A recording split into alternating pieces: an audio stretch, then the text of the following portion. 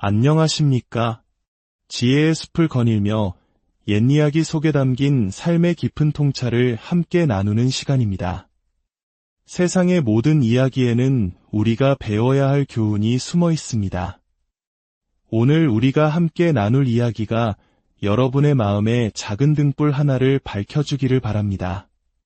만약 이 이야기가 마음에 와닿으신다면 이 지혜의 빛을 주변 분들과 함께 나누어 주십시오.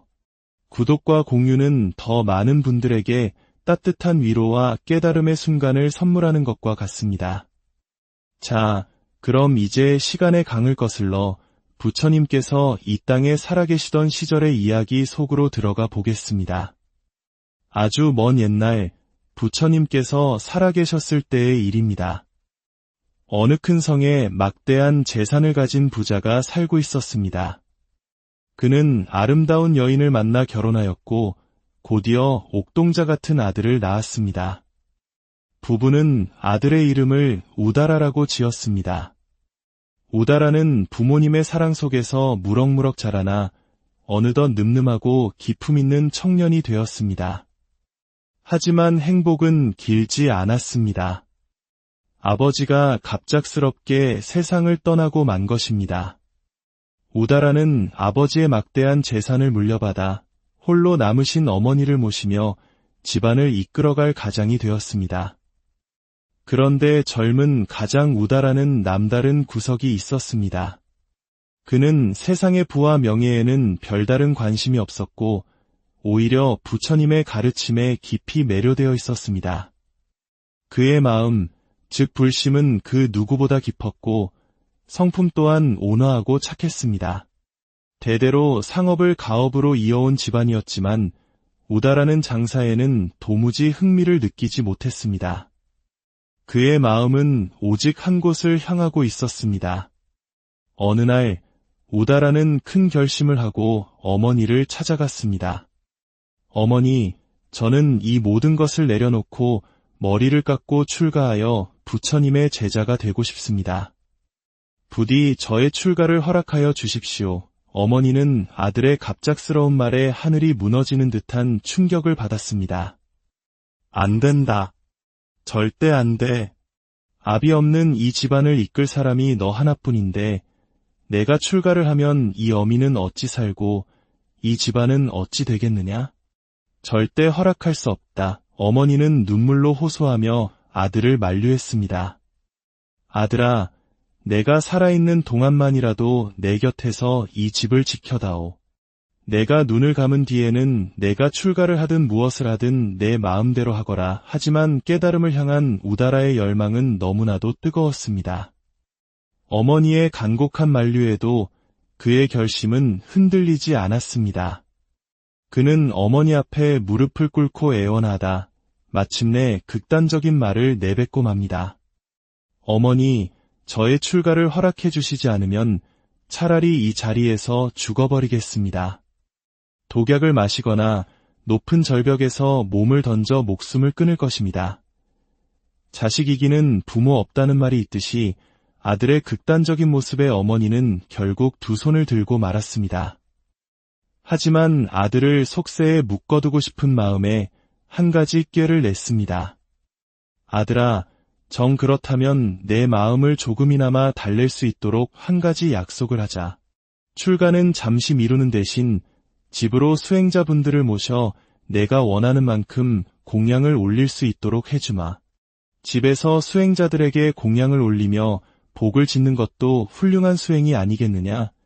우다라는 잠시 고민한 끝에 어머니의 제안을 받아들였습니다. 그날 이후 우다라의 집에는 매일같이 수많은 수행자들이 찾아왔습니다. 당시 인도에서는 불교의 스님들뿐만 아니라 집을 나와 깨달음을 구하는 모든 종교인을 사문이라 불렀고 가정생활을 하며 종교적인 역할을 하던 이들을 브라만이라고 불렀습니다. 우다라는 사문이든 브라만이든 가리지 않고 정성껏 그들을 대접하고 가르침을 들었습니다. 하지만 아들의 눈을 속인 어머니의 마음 속에는 시커먼 그림자가 자라고 있었습니다. 아들 앞에서는 수행자들을 극진히 대접하는 척했지만 아들이 자리를 비우면 태도가 돌변했습니다. 그녀는 수행자들에게 욕설을 퍼붓고 공양 올릴 음식을 쓰레기통에 버리는 악행을 서슴지 않았습니다. 아까운 돈과 시간이 너무나도 싫었고 수행자들의 모습이 보기만 해도 짜증이 났던 것입니다. 그렇게 그녀는 아들 아베서와 뒤에서 전혀 다른 얼굴을 한 채 무서운 악업을 차곡차곡 쌓아갔습니다. 몇 년의 세월이 흐른 뒤 어머니마저 갑작스럽게 세상을 떠났습니다. 마침내 모든 굴레에서 벗어난 우다라는 홀가분한 마음으로 머리를 깎고 출가하여 부처님의 제자, 즉 비구 스님이 되었습니다. 우다라 스님은 밤낮으로 수행에 정진하여 마침내 모든 번뇌와 욕망이 사라진 거룩한 성자, 아라한의 경지에 오르게 됩니다. 한편 생전에 인색한 마음으로 악업을 지었던 그의 어머니는 어디로 갔을까요?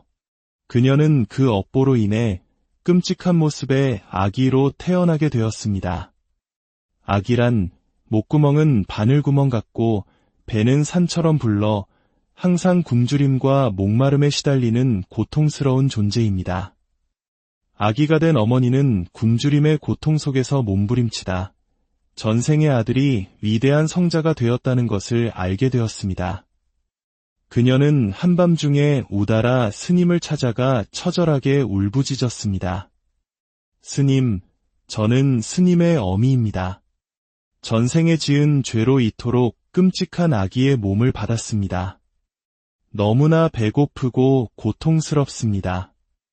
부디 저를 이 고통에서 구제해 주십시오.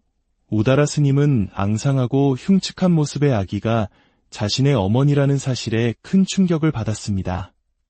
어머니, 어찌하여 이런 몸을 받게 되셨습니까? 살아생전 수행자들에게 그토록 많은 공양을 올리셨는데 어찌된 일입니까? 아기가 된 어머니는 눈물을 흘리며 전생에 저지른 위선과 악행을 모두 고백했습니다. 아들아, 내 앞에서는 공양을 올리는 척연극을 했지만 뒤에서는 온갖 나쁜 업을 지었다. 그 업보로 아기가 되었으니 부디 부처님과 스님들께 공양을 올려 그 공덕으로 나를 구제해다오. 어머니의 비참한 모습에 가슴이 찢어진 우다라 스님은 다음날 곧바로 부처님과 여러 스님들을 모시고 큰 공양 법회를 열었습니다. 그리고 그 모든 공덕을 오직 아기가 된 어머니를 위해 바쳤습니다. 법회가 열리는 그 자리에 어머니 아기가 모습을 드러냈습니다. 그녀는 부처님과 스님들 앞에 엎드려 눈물로 참회했습니다. 제가 어리석고 인색하여 지은 죄업으로 이 고통스러운 몸을 받았습니다. 부디 저를 구원하여 주십시오. 부처님께서는 그런 그녀를 위해 자비로운 음성으로 법문을 설하셨습니다. 아들의 지극한 효심과 부처님의 법문을 들은 공덕으로 어머니 아기는 그 자리에서 숨을 거두게 됩니다. 그런데 놀랍게도 그녀는 다시 아기의 몸으로 태어났습니다. 지은 업이 너무나 두꺼웠던 탓입니다. 하지만 이전과는 다른 점이 있었습니다. 아들이 지어준 공덕의 힘으로 하늘을 자유롭게 날아다닐 수 있는 복 많은 아기가 된 것입니다. 이는 마치 똑같이 동물로 태어나도 어떤 동물은 길거리에서 굶주리고 병들어 죽지만 어떤 동물은 좋은 주인을 만나 호의호식하며 사는 것과 같은 이치입니다. 아기의 세계에도 복의 차이가 있었던 것입니다.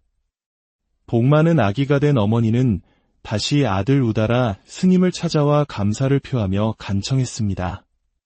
스님 덕분에 괴로움이 많이 줄었지만 아직 아기의 몸을 벗어나지 못했습니다. 부디 저를 위해 공덕을 조금만 더 지어주십시오. 우다라 스님은 어머니를 완전히 구제하기 위해 다시 한번 정성을 다해 큰 법회를 열고 부처님과 스님들께 공양을 올렸습니다. 그 법회에 참석한 어머니는 부처님의 법문을 듣고 마침내 그 끔찍했던 아기의 몸을 벗어나게 되었습니다. 그녀는 하늘세계, 그 중에서도 아름답기로 이름난 도리천의 눈부신 여신, 즉 천신으로 태어났습니다. 하늘 세계의 신이 된 그녀는 문득 궁금해졌습니다. 내가 전생에 어떤 복을 지었기에 이토록 아름다운 하늘 세계에 태어났을까? 그녀가 신통력으로 자신의 과거를 들여다보니 자신이 끔찍한 아기였을 때 아들 우다라 스님이 2번이나 지어준 공덕 덕분임을 알게 되었습니다. 그녀는 깊은 감사의 마음을 안고 인간 세상으로 내려와 먼저 아들인 우다라 스님에게 절을 올리고 이어서 부처님께 나아가 발 아래 엎드려 무한한 감사를 표했습니다. 부처님께서는 그녀를 위해 다시 한번 법문을 설하셨습니다.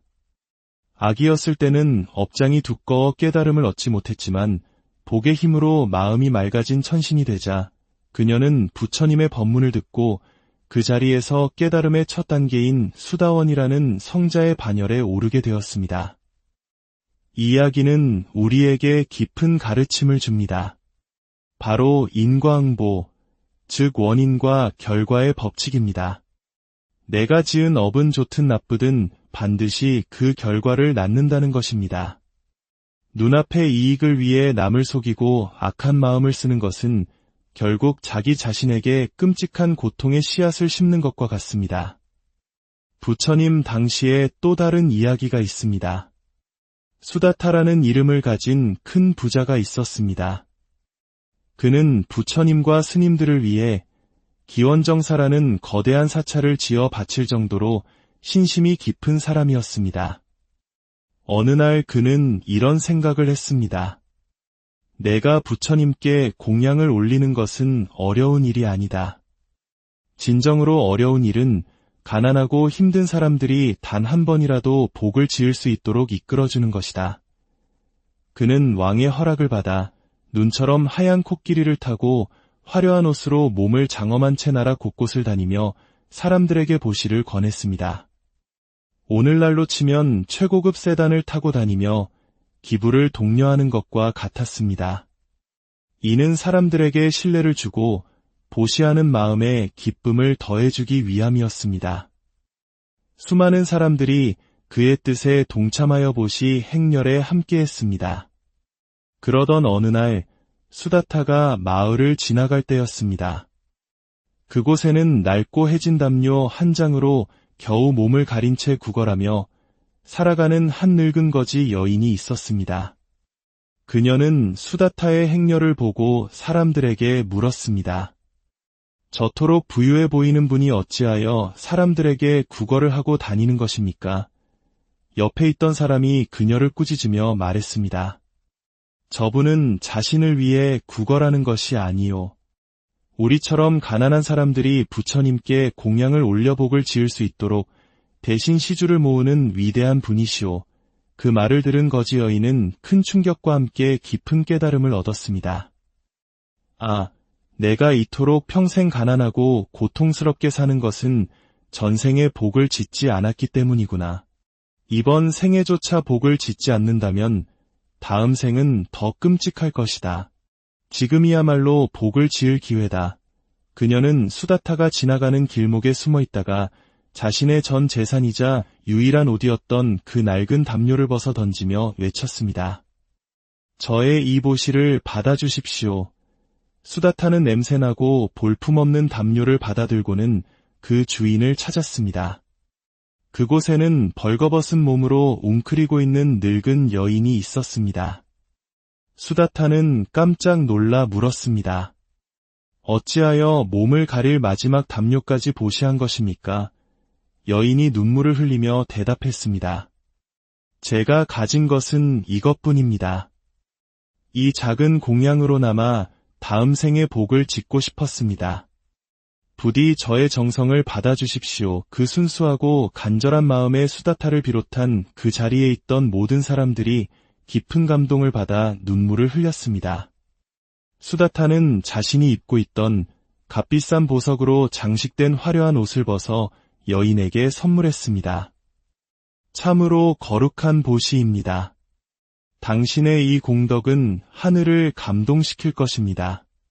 대신 저의 이 선물을 받아주십시오. 여인은 자신의 작은 보시가 이토록 큰 선물로 돌아온 것에 한없이 기뻐했습니다.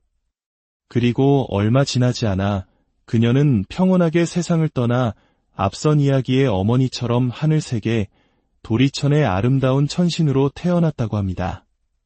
사랑하는 여러분, 오늘 들려드린 두 가지 이야기는 우리에게 무엇을 말하고 있습니까? 우리의 삶에 펼쳐지는 행복과 불행, 그 어떤 것도 우연은 없다는 것입니다. 모든 것은 내가 지은 업의 결과입니다. 지금 힘들고 괴로우십니까? 그것은 과거에 지은 빚을 갚아나가는 과정일 수 있습니다. 기도를 하고 선행을 하는데도 힘든 일이 생긴다면 그것은 중재경수, 즉 크게 받을 업보를 작게 받으며 소멸시키는 과정임을 믿어야 합니다. 반대로 지금 평안하고 행복하십니까? 그것은 과거에 지은 복을 누리고 있는 것입니다. 그러니 더욱 겸손한 마음으로 새로운 복과 공덕을 쌓아나가야 합니다. 행복해지고 싶습니까? 진정으로 행복한 삶을 창조하고 싶습니까? 그렇다면 복을 지으십시오. 선업을 쌓으십시오. 공덕을 닦으십시오. 여러분이 쌓은 복과 선업과 공덕의 힘이야말로 여러분을 진정한 행복의 길로 이끌어줄 유일한 길잡이입니다. 부디 오늘 들으신 이야기가 여러분의 삶을 더욱 지혜롭고 풍요롭게 만드는 작은 씨앗이 되기를 바랍니다. 여러분, 안녕하십니까? 지혜의 숲을 거닐며 옛이야기 속에 담긴 삶의 깊은 통찰을 함께 나누는 시간입니다. 세상의 모든 이야기에는 우리가 배워야 할 교훈이 숨어 있습니다. 오늘 우리가 함께 나눌 이야기가 여러분의 마음에 작은 등불 하나를 밝혀주기를 바랍니다. 만약 이 이야기가 마음에 와닿으신다면 이 지혜의 빛을 주변 분들과 함께 나누어 주십시오. 구독과 공유는 더 많은 분들에게 따뜻한 위로와 깨달음의 순간을 선물하는 것과 같습니다. 자, 그럼 이제 시간의 강을 거슬러 부처님께서 이 땅에 살아계시던 시절의 이야기 속으로 들어가 보겠습니다. 아주 먼 옛날 부처님께서 살아계셨을 때의 일입니다. 어느 큰 성에 막대한 재산을 가진 부자가 살고 있었습니다. 그는 아름다운 여인을 만나 결혼하였고 곧이어 옥동자 같은 아들을 낳았습니다. 부부는 아들의 이름을 우다라라고 지었습니다. 우다라는 부모님의 사랑 속에서 무럭무럭 자라나 어느덧 늠름하고 기품 있는 청년이 되었습니다. 하지만 행복은 길지 않았습니다. 아버지가 갑작스럽게 세상을 떠나고 만 것입니다. 우다라는 아버지의 막대한 재산을 물려받아 홀로 남으신 어머니를 모시며 집안을 이끌어갈 가장이 되었습니다. 그런데 젊은 가장 우다라는 남다른 구석이 있었습니다. 그는 세상의 부와 명예에는 별다른 관심이 없었고 오히려 부처님의 가르침에 깊이 매료되어 있었습니다. 그의 마음, 즉 불심은 그 누구보다 깊었고 성품 또한 온화하고 착했습니다. 대대로 상업을 가업으로 이어온 집안이었지만 우다라는 장사에는 도무지 흥미를 느끼지 못했습니다. 그의 마음은 오직 한 곳을 향하고 있었습니다. 어느 날 우다라는 큰 결심을 하고 어머니를 찾아갔습니다. 어머니, 저는 이 모든 것을 내려놓고 머리를 깎고 출가하여 부처님의 제자가 되고 싶습니다. 부디 저의 출가를 허락하여 주십시오. 어머니는 아들의 갑작스러운 말에 하늘이 무너지는 듯한 충격을 받았습니다. 안 된다. 절대 안 돼. 압이 없는 이 집안을 이끌 사람이 너 하나뿐인데 내가 출가를 하면 이 어미는 어찌 살고 이 집안은 어찌 되겠느냐? 절대 허락할 수 없다. 어머니는 눈물로 호소하며 아들을 만류했습니다. 아들아, 내가 살아있는 동안만이라도 내 곁에서 이 집을 지켜다오. 내가 눈을 감은 뒤에는 내가 출가를 하든 무엇을 하든 내 마음대로 하거라. 하지만 깨달음을 향한 우다라의 열망은 너무나도 뜨거웠습니다. 어머니의 간곡한 만류에도 그의 결심은 흔들리지 않았습니다. 그는 어머니 앞에 무릎을 꿇고 애원하다 마침내 극단적인 말을 내뱉고 맙니다. 어머니, 저의 출가를 허락해 주시지 않으면 차라리 이 자리에서 죽어버리겠습니다. 독약을 마시거나 높은 절벽에서 몸을 던져 목숨을 끊을 것입니다. 자식 이기는 부모 없다는 말이 있듯이 아들의 극단적인 모습에 어머니는 결국 두 손을 들고 말았습니다. 하지만 아들을 속세에 묶어두고 싶은 마음에 한 가지 꾀를 냈습니다. 아들아, 정 그렇다면 내 마음을 조금이나마 달랠 수 있도록 한 가지 약속을 하자. 출가는 잠시 미루는 대신 집으로 수행자분들을 모셔 내가 원하는 만큼 공양을 올릴 수 있도록 해주마. 집에서 수행자들에게 공양을 올리며 복을 짓는 것도 훌륭한 수행이 아니겠느냐? 우다라는 잠시 고민한 끝에 어머니의 제안을 받아들였습니다. 그날 이후 우다라의 집에는 매일같이 수많은 수행자들이 찾아왔습니다. 당시 인도에서는 불교의 스님들뿐만 아니라 집을 나와 깨달음을 구하는 모든 종교인을 사문이라 불렀고 가정생활을 하며 종교적인 역할을 하던 이들을 브라만이라고 불렀습니다. 우다라는 사문이든 브라만이든 가리지 않고 정성껏 그들을 대접하고 가르침을 들었습니다. 하지만 아들의 눈을 속인 어머니의 마음 속에는 시커먼 그림자가 자라고 있었습니다. 아들 앞에서는 수행자들을 극진히 대접하는 척했지만 아들이 자리를 비우면 태도가 돌변했습니다. 그녀는 수행자들에게 욕설을 퍼붓고 공양 올릴 음식을 쓰레기통에 버리는 악행을 서슴지 않았습니다. 아까운 돈과 시간이 너무나도 싫었고 수행자들의 모습이 보기만 해도 짜증이 났던 것입니다. 그렇게 그녀는 아들 앞에서와 뒤에서 전혀 다른 얼굴을 한 채 무서운 악업을 차곡차곡 쌓아갔습니다. 몇 년의 세월이 흐른 뒤 어머니마저 갑작스럽게 세상을 떠났습니다. 마침내 모든 굴레에서 벗어난 우다라는 홀가분한 마음으로 머리를 깎고 출가하여 부처님의 제자, 즉 비구 스님이 되었습니다. 우다라 스님은 밤낮으로 수행에 정진하여 마침내 모든 번뇌와 욕망이 사라진 거룩한 성자, 아라한의 경지에 오르게 됩니다. 한편 생전에 인색한 마음으로 악업을 지었던 그의 어머니는 어디로 갔을까요? 그녀는 그 업보로 인해 끔찍한 모습의 아기로 태어나게 되었습니다. 아기란 목구멍은 바늘구멍 같고 배는 산처럼 불러 항상 굶주림과 목마름에 시달리는 고통스러운 존재입니다. 아기가 된 어머니는 굶주림의 고통 속에서 몸부림치다 전생의 아들이 위대한 성자가 되었다는 것을 알게 되었습니다. 그녀는 한밤중에 우다라 스님을 찾아가 처절하게 울부짖었습니다. 스님, 저는 스님의 어미입니다. 전생에 지은 죄로 이토록 끔찍한 아기의 몸을 받았습니다. 너무나 배고프고 고통스럽습니다. 부디 저를 이 고통에서 구제해 주십시오. 우다라 스님은 앙상하고 흉측한 모습의 아기가 자신의 어머니라는 사실에 큰 충격을 받았습니다. 어머니, 어찌하여 이런 몸을 받게 되셨습니까?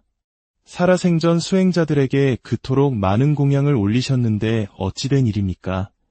아기가 된 어머니는 눈물을 흘리며 전생에 저지른 위선과 악행을 모두 고백했습니다. 아들아, 내 앞에서는 공양을 올리는 척연극을 했지만 뒤에서는 온갖 나쁜 업을 지었다. 그 업보로 아기가 되었으니 부디 부처님과 스님들께 공양을 올려 그 공덕으로 나를 구제해다오. 어머니의 비참한 모습에 가슴이 찢어진 우다라 스님은 다음날 곧바로 부처님과 여러 스님들을 모시고 큰 공양 법회를 열었습니다. 그리고 그 모든 공덕을 오직 아기가 된 어머니를 위해 바쳤습니다. 법회가 열리는 그 자리에 어머니 아기가 모습을 드러냈습니다.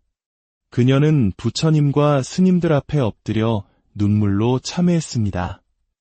제가 어리석고 인색하여 지은 죄업으로 이 고통스러운 몸을 받았습니다. 부디 저를 구원하여 주십시오. 부처님께서는 그런 그녀를 위해 자비로운 음성으로 법문을 설하셨습니다. 아들의 지극한 효심과 부처님의 법문을 들은 공덕으로 어머니 아기는 그 자리에서 숨을 거두게 됩니다. 그런데 놀랍게도 그녀는 다시 아기의 몸으로 태어났습니다. 지은 업이 너무나 두꺼웠던 탓입니다. 하지만 이전과는 다른 점이 있었습니다. 아들이 지어준 공덕의 힘으로 하늘을 자유롭게 날아다닐 수 있는 복 많은 아기가 된 것입니다. 이는 마치 똑같이 동물로 태어나도 어떤 동물은 길거리에서 굶주리고 병들어 죽지만 어떤 동물은 좋은 주인을 만나 호의호식하며 사는 것과 같은 이치입니다. 아기의 세계에도 복의 차이가 있었던 것입니다. 복 많은 아기가 된 어머니는 다시 아들 우다라 스님을 찾아와 감사를 표하며 간청했습니다. 스님 덕분에 괴로움이 많이 줄었지만 아직 아기의 몸을 벗어나지 못했습니다. 부디 저를 위해 공덕을 조금만 더 지어주십시오. 우다라 스님은 어머니를 완전히 구제하기 위해 다시 한번 정성을 다해 큰 법회를 열고 부처님과 스님들께 공양을 올렸습니다. 그 법회에 참석한 어머니는 부처님의 법문을 듣고 마침내 그 끔찍했던 아기의 몸을 벗어나게 되었습니다. 그녀는 하늘세계, 그 중에서도 아름답기로 이름난 도리천의 눈부신 여신, 즉 천신으로 태어났습니다. 하늘 세계의 신이 된 그녀는 문득 궁금해졌습니다. 내가 전생에 어떤 복을 지었기에 이토록 아름다운 하늘 세계에 태어났을까? 그녀가 신통력으로 자신의 과거를 들여다보니 자신이 끔찍한 아기였을 때 아들 우다라 스님이 2번이나 지어준 공덕 덕분임을 알게 되었습니다.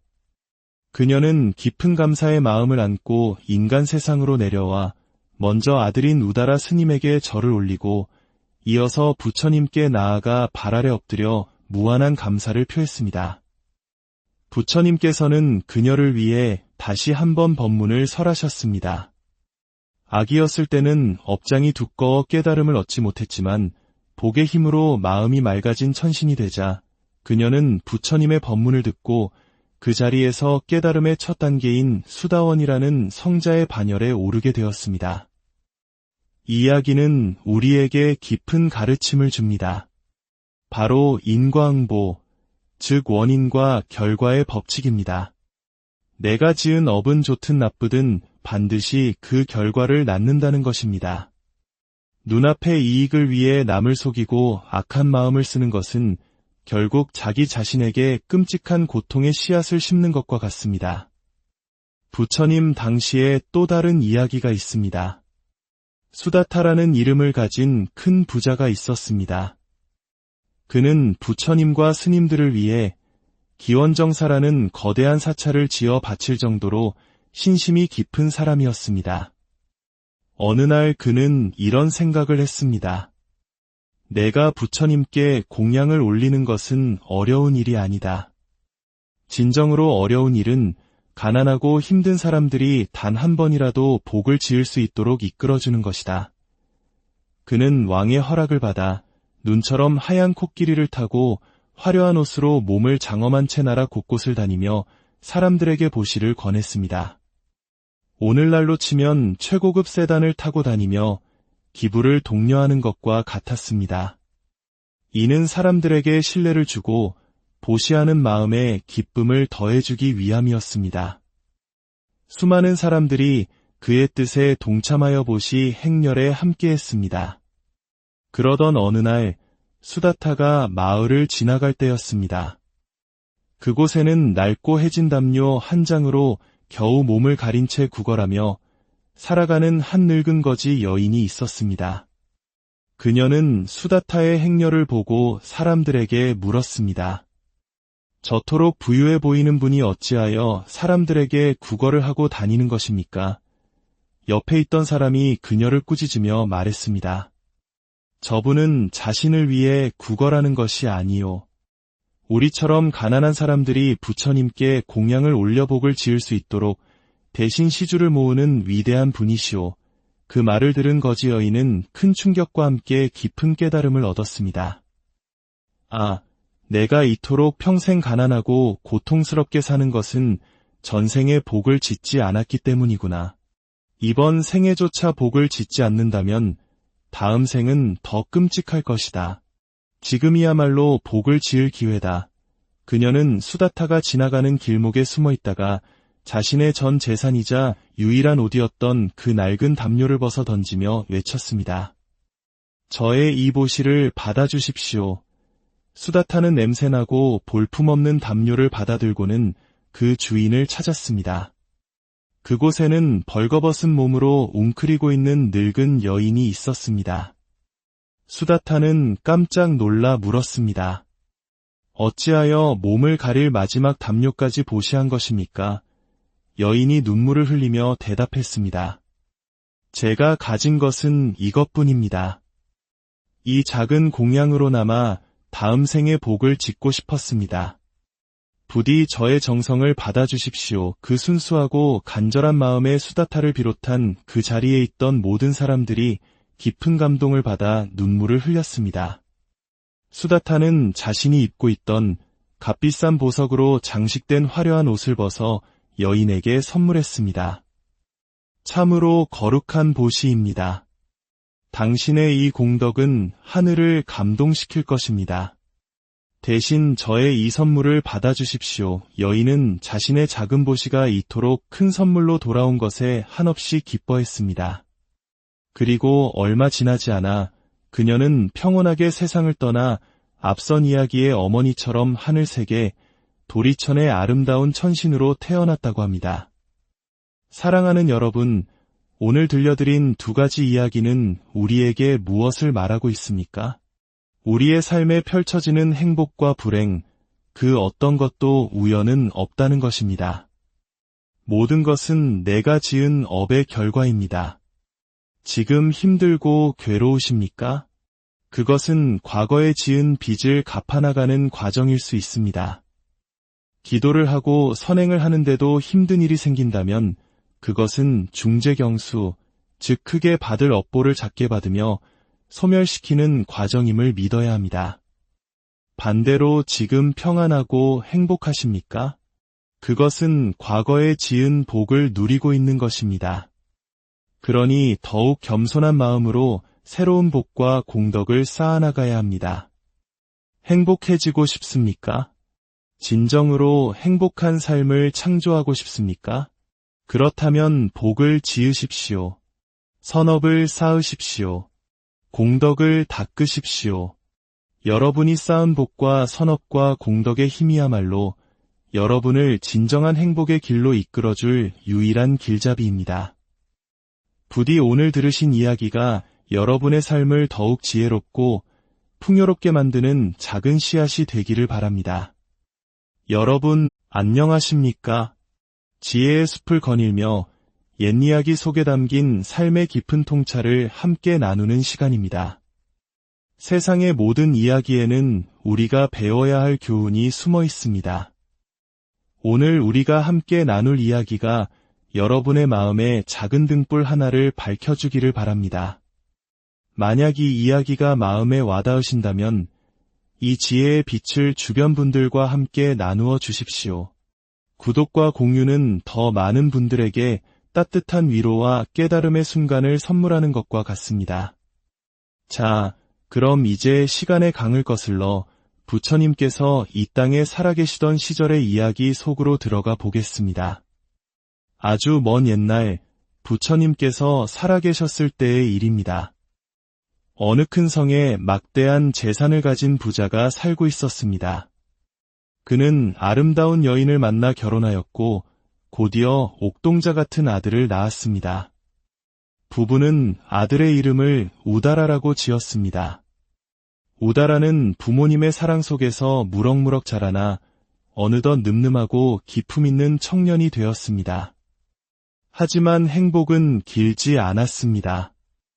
아버지가 갑작스럽게 세상을 떠나고 만 것입니다. 우다라는 아버지의 막대한 재산을 물려받아 홀로 남으신 어머니를 모시며 집안을 이끌어갈 가장이 되었습니다. 그런데 젊은 가장 우다라는 남다른 구석이 있었습니다. 그는 세상의 부와 명예에는 별다른 관심이 없었고 오히려 부처님의 가르침에 깊이 매료되어 있었습니다. 그의 마음, 즉 불심은 그 누구보다 깊었고 성품 또한 온화하고 착했습니다. 대대로 상업을 가업으로 이어온 집안이었지만 우다라는 장사에는 도무지 흥미를 느끼지 못했습니다. 그의 마음은 오직 한 곳을 향하고 있었습니다. 어느 날 우다라는 큰 결심을 하고 어머니를 찾아갔습니다. 어머니, 저는 이 모든 것을 내려놓고 머리를 깎고 출가하여 부처님의 제자가 되고 싶습니다. 부디 저의 출가를 허락하여 주십시오. 어머니는 아들의 갑작스러운 말에 하늘이 무너지는 듯한 충격을 받았습니다. 안 된다. 절대 안 돼. 압이 없는 이 집안을 이끌 사람이 너 하나뿐인데 내가 출가를 하면 이 어미는 어찌 살고 이 집안은 어찌 되겠느냐? 절대 허락할 수 없다. 어머니는 눈물로 호소하며 아들을 만류했습니다.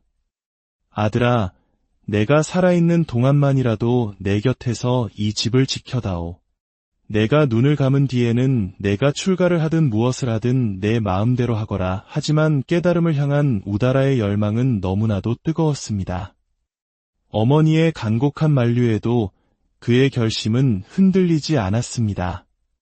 그는 어머니 앞에 무릎을 꿇고 애원하다 마침내 극단적인 말을 내뱉고 맙니다. 어머니, 저의 출가를 허락해 주시지 않으면 차라리 이 자리에서 죽어버리겠습니다.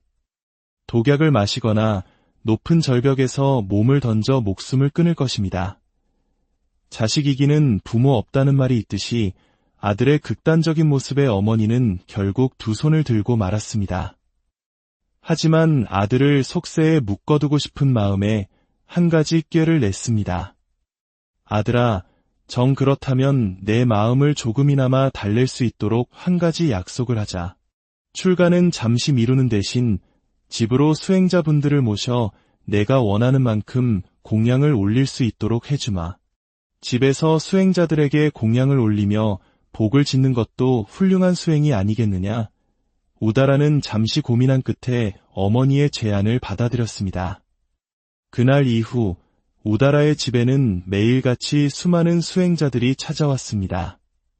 당시 인도에서는 불교의 스님들뿐만 아니라 집을 나와 깨달음을 구하는 모든 종교인을 사문이라 불렀고 가정생활을 하며 종교적인 역할을 하던 이들을 브라만이라고 불렀습니다.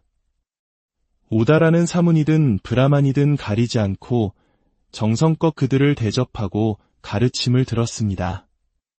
하지만 아들의 눈을 속인 어머니의 마음 속에는 시커먼 그림자가 자라고 있었습니다. 아들 앞에서는 수행자들을 극진히 대접하는 척했지만 아들이 자리를 비우면 태도가 돌변했습니다. 그녀는 수행자들에게 욕설을 퍼붓고 공양 올릴 음식을 쓰레기통에 버리는 악행을 서슴지 않았습니다. 아까운 돈과 시간이 너무나도 싫었고 수행자들의 모습이 보기만 해도 짜증이 났던 것입니다. 그렇게 그녀는 아들 앞에서와 뒤에서 전혀 다른 얼굴을 한 채 무서운 악업을 차곡차곡 쌓아갔습니다. 몇 년의 세월이 흐른 뒤 어머니마저 갑작스럽게 세상을 떠났습니다. 마침내 모든 굴레에서 벗어난 우다라는 홀가분한 마음으로 머리를 깎고 출가하여 부처님의 제자, 즉 비구 스님이 되었습니다. 우다라 스님은 밤낮으로 수행에 정진하여 마침내 모든 번뇌와 욕망이 사라진 거룩한 성자 아라한의 경지에 오르게 됩니다. 한편 생전에 인색한 마음으로 악업을 지었던 그의 어머니는 어디로 갔을까요? 그녀는 그 업보로 인해 끔찍한 모습의 아기로 태어나게 되었습니다. 아기란 목구멍은 바늘구멍 같고 배는 산처럼 불러 항상 굶주림과 목마름에 시달리는 고통스러운 존재입니다. 아기가 된 어머니는 굶주림의 고통 속에서 몸부림치다 전생의 아들이 위대한 성자가 되었다는 것을 알게 되었습니다. 그녀는 한밤중에 우다라 스님을 찾아가 처절하게 울부짖었습니다. 스님, 저는 스님의 어미입니다. 전생에 지은 죄로 이토록 끔찍한 아기의 몸을 받았습니다. 너무나 배고프고 고통스럽습니다. 부디 저를 이 고통에서 구제해 주십시오. 우다라 스님은 앙상하고 흉측한 모습의 아기가 자신의 어머니라는 사실에 큰 충격을 받았습니다. 어머니, 어찌하여 이런 몸을 받게 되셨습니까? 살아생전 수행자들에게 그토록 많은 공양을 올리셨는데 어찌된 일입니까? 아기가 된 어머니는 눈물을 흘리며 전생에 저지른 위선과 악행을 모두 고백했습니다. 아들아, 내 앞에서는 공양을 올리는 척연극을 했지만 뒤에서는 온갖 나쁜 업을 지었다. 그 업보로 아기가 되었으니 부디 부처님과 스님들께 공양을 올려 그 공덕으로 나를 구제해다오. 어머니의 비참한 모습에 가슴이 찢어진 우다라 스님은 다음날 곧바로 부처님과 여러 스님들을 모시고 큰 공양 법회를 열었습니다. 그리고 그 모든 공덕을 오직 아기가 된 어머니를 위해 바쳤습니다. 법회가 열리는 그 자리에 어머니 아기가 모습을 드러냈습니다. 그녀는 부처님과 스님들 앞에 엎드려 눈물로 참회했습니다. 제가 어리석고 인색하여 지은 죄업으로 이 고통스러운 몸을 받았습니다. 부디 저를 구원하여 주십시오. 부처님께서는 그런 그녀를 위해 자비로운 음성으로 법문을 설하셨습니다. 아들의 지극한 효심과 부처님의 법문을 들은 공덕으로 어머니 아기는 그 자리에서 숨을 거두게 됩니다. 그런데 놀랍게도 그녀는 다시 아기의 몸으로 태어났습니다. 지은 업이 너무나 두꺼웠던 탓입니다. 하지만 이전과는 다른 점이 있었습니다. 아들이 지어준 공덕의 힘으로 하늘을 자유롭게 날아다닐 수 있는 복 많은 아기가 된 것입니다. 이는 마치 똑같이 동물로 태어나도 어떤 동물은 길거리에서 굶주리고 병들어 죽지만 어떤 동물은 좋은 주인을 만나 호의호식하며 사는 것과 같은 이치입니다. 아기의 세계에도 복의 차이가 있었던 것입니다. 복 많은 아기가 된 어머니는 다시 아들 우다라 스님을 찾아와 감사를 표하며 간청했습니다. 스님 덕분에 괴로움이 많이 줄었지만 아직 아기의 몸을 벗어나지 못했습니다. 부디 저를 위해 공덕을 조금만 더 지어주십시오. 우다라 스님은 어머니를 완전히 구제하기 위해 다시 한번 정성을 다해 큰 법회를 열고 부처님과 스님들께 공양을 올렸습니다. 그 법회에 참석한 어머니는 부처님의 법문을 듣고 마침내 그 끔찍했던 아기의 몸을 벗어나게 되었습니다. 그녀는 하늘세계, 그 중에서도 아름답기로 이름난 도리천의 눈부신 여신, 즉 천신으로 태어났습니다. 하늘 세계의 신이 된 그녀는 문득 궁금해졌습니다. 내가 전생에 어떤 복을 지었기에 이토록 아름다운 하늘 세계에 태어났을까? 그녀가 신통력으로 자신의 과거를 들여다보니 자신이 끔찍한 아기였을 때 아들 우다라 스님이 2번이나 지어준 공덕 덕분임을 알게 되었습니다. 그녀는 깊은 감사의 마음을 안고 인간 세상으로 내려와 먼저 아들인 우다라 스님에게 절을 올리고 이어서 부처님께 나아가 발 아래 엎드려 무한한 감사를 표했습니다. 부처님께서는 그녀를 위해 다시 한번 법문을 설하셨습니다. 아기였을 때는 업장이 두꺼워 깨달음을 얻지 못했지만 복의 힘으로 마음이 맑아진 천신이 되자 그녀는 부처님의 법문을 듣고 그 자리에서 깨달음의 첫 단계인 수다원이라는 성자의 반열에 오르게 되었습니다. 이 이야기는 우리에게 깊은 가르침을 줍니다. 바로 인과응보, 즉 원인과 결과의 법칙입니다. 내가 지은 업은 좋든 나쁘든 반드시 그 결과를 낳는다는 것입니다. 눈앞의 이익을 위해 남을 속이고 악한 마음을 쓰는 것은 결국 자기 자신에게 끔찍한 고통의 씨앗을 심는 것과 같습니다. 부처님 당시에 또 다른 이야기가 있습니다. 수다타라는 이름을 가진 큰 부자가 있었습니다. 그는 부처님과 스님들을 위해 기원정사라는 거대한 사찰을 지어 바칠 정도로 신심이 깊은 사람이었습니다. 어느 날 그는 이런 생각을 했습니다.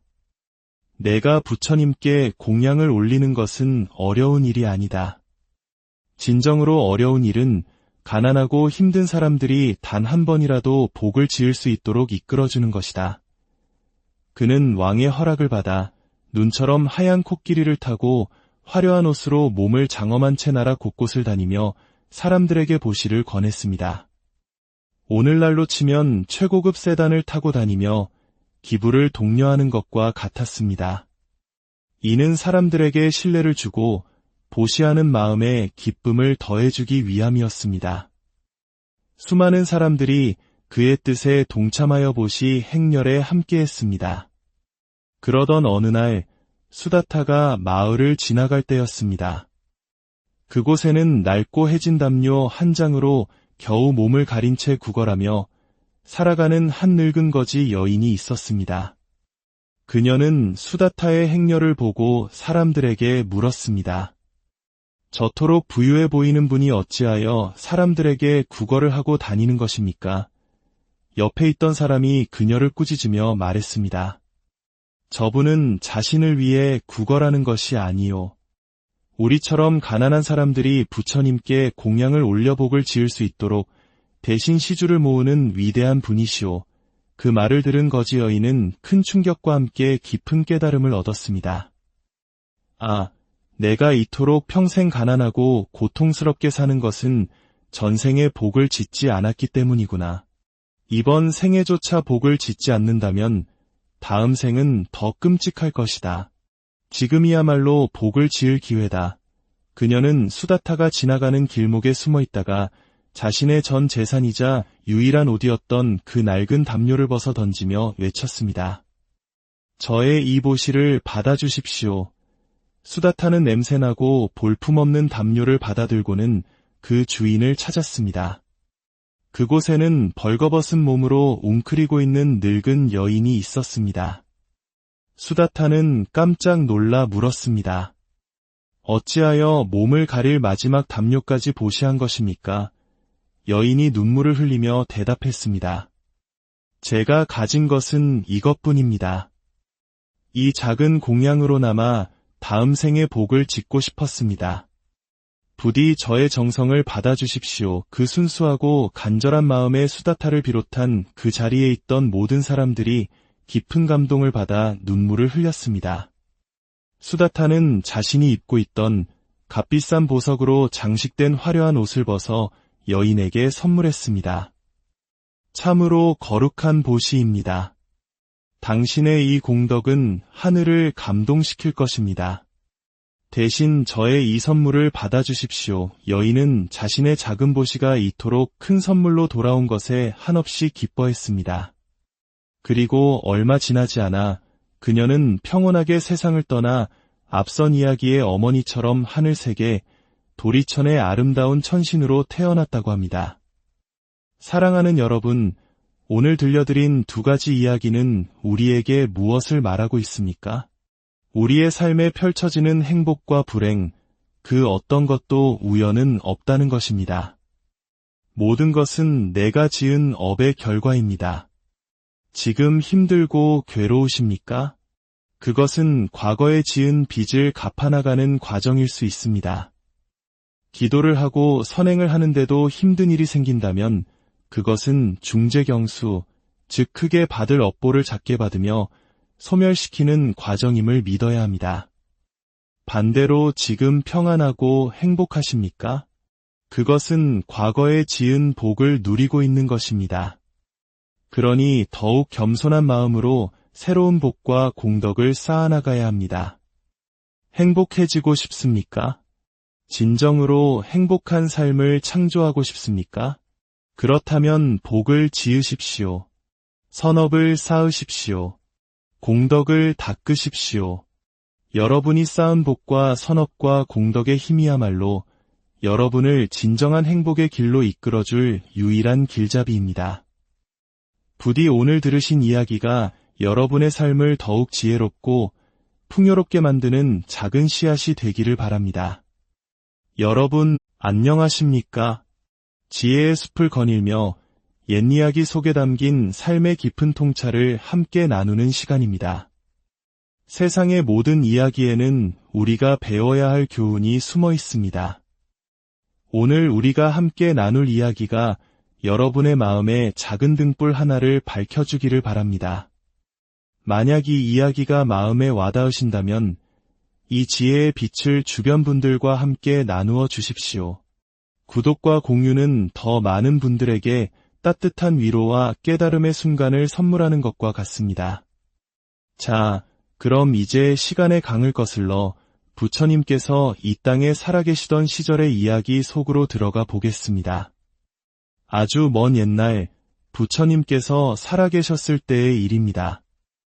어느 큰 성에 막대한 재산을 가진 부자가 살고 있었습니다. 그는 아름다운 여인을 만나 결혼하였고 곧이어 옥동자 같은 아들을 낳았습니다. 부부는 아들의 이름을 우다라라고 지었습니다.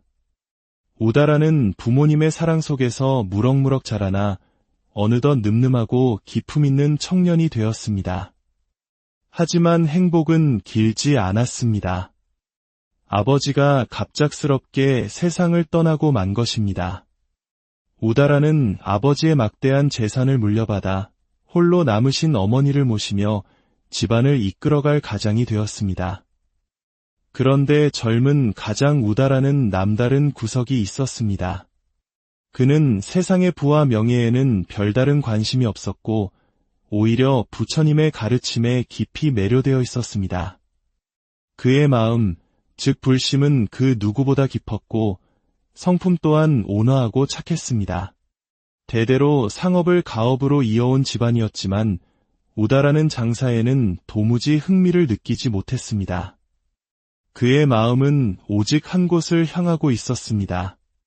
어느 날 우다라는 큰 결심을 하고 어머니를 찾아갔습니다. 어머니, 저는 이 모든 것을 내려놓고 머리를 깎고 출가하여 부처님의 제자가 되고 싶습니다. 부디 저의 출가를 허락하여 주십시오. 어머니는 아들의 갑작스러운 말에 하늘이 무너지는 듯한 충격을 받았습니다. 안 된다. 절대 안 돼. 압이 없는 이 집안을 이끌 사람이 너 하나뿐인데 내가 출가를 하면 이 어미는 어찌 살고 이 집안은 어찌 되겠느냐? 절대 허락할 수 없다. 어머니는 눈물로 호소하며 아들을 만류했습니다. 아들아, 내가 살아있는 동안만이라도 내 곁에서 이 집을 지켜다오.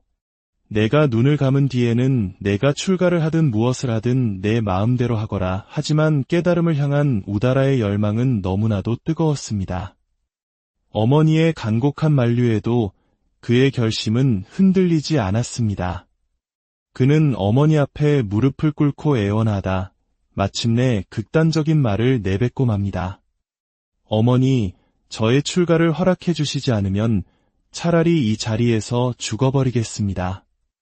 독약을 마시거나 높은 절벽에서 몸을 던져 목숨을 끊을 것입니다. 자식 이기는 부모 없다는 말이 있듯이 아들의 극단적인 모습에 어머니는 결국 두 손을 들고 말았습니다.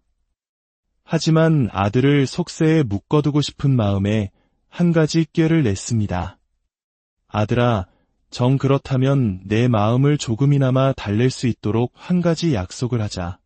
출가는 잠시 미루는 대신 집으로 수행자분들을 모셔 내가 원하는 만큼 공양을 올릴 수 있도록 해주마. 집에서 수행자들에게 공양을 올리며 복을 짓는 것도 훌륭한 수행이 아니겠느냐? 우다라는 잠시 고민한 끝에 어머니의 제안을 받아들였습니다. 그날 이후 우다라의 집에는 매일같이 수많은 수행자들이 찾아왔습니다. 당시 인도에서는 불교의 스님들뿐만 아니라 집을 나와 깨달음을 구하는 모든 종교인을 사문이라 불렀고 가정생활을 하며 종교적인 역할을 하던 이들을 브라만이라고 불렀습니다. 우다라는 사문이든 브라만이든 가리지 않고 정성껏 그들을 대접하고 가르침을 들었습니다. 하지만 아들의 눈을 속인 어머니의 마음 속에는 시커먼 그림자가 자라고 있었습니다. 아들 앞에서는 수행자들을 극진히 대접하는 척했지만 아들이 자리를 비우면 태도가 돌변했습니다. 그녀는 수행자들에게 욕설을 퍼붓고 공양 올릴 음식을 쓰레기통에 버리는 악행을 서슴지 않았습니다. 아까운 돈과 시간이 너무나도 싫었고 수행자들의 모습이 보기만 해도 짜증이 났던 것입니다. 그렇게 그녀는 아들 앞에서와 뒤에서 전혀 다른 얼굴을 한 채 무서운 악업을 차곡차곡 쌓아갔습니다. 몇 년의 세월이 흐른 뒤 어머니마저 갑작스럽게 세상을 떠났습니다. 마침내 모든 굴레에서 벗어난 우다라는 홀가분한 마음으로 머리를 깎고 출가하여 부처님의 제자, 즉 비구 스님이 되었습니다. 우다라 스님은 밤낮으로 수행에 정진하여 마침내 모든 번뇌와 욕망이 사라진 거룩한 성자, 아라한의 경지에 오르게 됩니다. 한편 생전에 인색한 마음으로 악업을 지었던 그의 어머니는 어디로 갔을까요? 그녀는 그 업보로 인해 끔찍한 모습의 아기로 태어나게 되었습니다. 아기란 목구멍은 바늘구멍 같고 배는 산처럼 불러 항상 굶주림과 목마름에 시달리는 고통스러운 존재입니다. 아기가 된 어머니는 굶주림의 고통 속에서 몸부림치다 전생의 아들이 위대한 성자가 되었다는 것을 알게 되었습니다. 그녀는 한밤중에 우다라 스님을 찾아가 처절하게 울부짖었습니다. 스님, 저는 스님의 어미입니다. 전생에 지은 죄로 이토록 끔찍한 아기의 몸을 받았습니다. 너무나 배고프고 고통스럽습니다. 부디 저를 이 고통에서 구제해 주십시오. 우다라 스님은 앙상하고 흉측한 모습의 아기가 자신의 어머니라는 사실에 큰 충격을 받았습니다. 어머니, 어찌하여 이런 몸을 받게 되셨습니까? 살아생전 수행자들에게 그토록 많은 공양을 올리셨는데 어찌된 일입니까?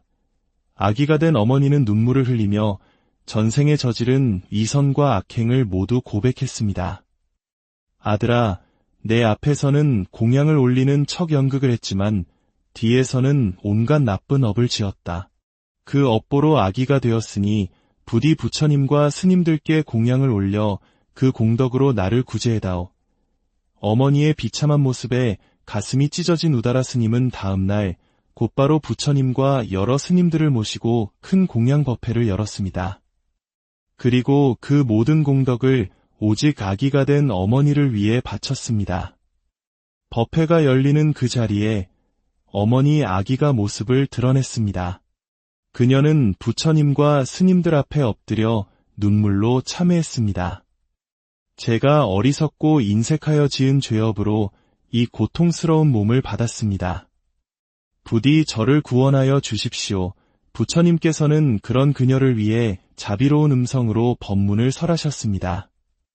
아들의 지극한 효심과 부처님의 법문을 들은 공덕으로 어머니 아기는 그 자리에서 숨을 거두게 됩니다. 그런데 놀랍게도 그녀는 다시 아기의 몸으로 태어났습니다. 지은 업이 너무나 두꺼웠던 탓입니다. 하지만 이전과는 다른 점이 있었습니다. 아들이 지어준 공덕의 힘으로 하늘을 자유롭게 날아다닐 수 있는 복 많은 아기가 된 것입니다. 이는 마치 똑같이 동물로 태어나도 어떤 동물은 길거리에서 굶주리고 병들어 죽지만 어떤 동물은 좋은 주인을 만나 호의호식하며 사는 것과 같은 이치입니다. 아기의 세계에도 복의 차이가 있었던 것입니다. 복 많은 아기가 된 어머니는 다시 아들 우다라 스님을 찾아와 감사를 표하며 간청했습니다. 스님 덕분에 괴로움이 많이 줄었지만 아직 아기의 몸을 벗어나지 못했습니다. 부디 저를 위해 공덕을 조금만 더 지어주십시오. 우다라 스님은 어머니를 완전히 구제하기 위해 다시 한번 정성을 다해 큰 법회를 열고 부처님과 스님들께 공양을 올렸습니다. 그 법회에 참석한 어머니는 부처님의 법문을 듣고 마침내 그 끔찍했던 아기의 몸을 벗어나게 되었습니다. 그녀는 하늘세계, 그 중에서도 아름답기로 이름난 도리천의 눈부신 여신, 즉 천신으로 태어났습니다. 하늘 세계의 신이 된 그녀는 문득 궁금해졌습니다. 내가 전생에 어떤 복을 지었기에 이토록 아름다운 하늘 세계에 태어났을까? 그녀가 신통력으로 자신의 과거를 들여다보니 자신이 끔찍한 아기였을 때 아들 우다라 스님이 2번이나 지어준 공덕 덕분임을 알게 되었습니다. 그녀는 깊은 감사의 마음을 안고 인간 세상으로 내려와 먼저 아들인 우다라 스님에게 절을 올리고 이어서 부처님께 나아가 발 아래 엎드려 무한한 감사를 표했습니다. 부처님께서는 그녀를 위해 다시 한번 법문을 설하셨습니다. 아기였을 때는 업장이 두꺼워 깨달음을 얻지 못했지만 복의 힘으로 마음이 맑아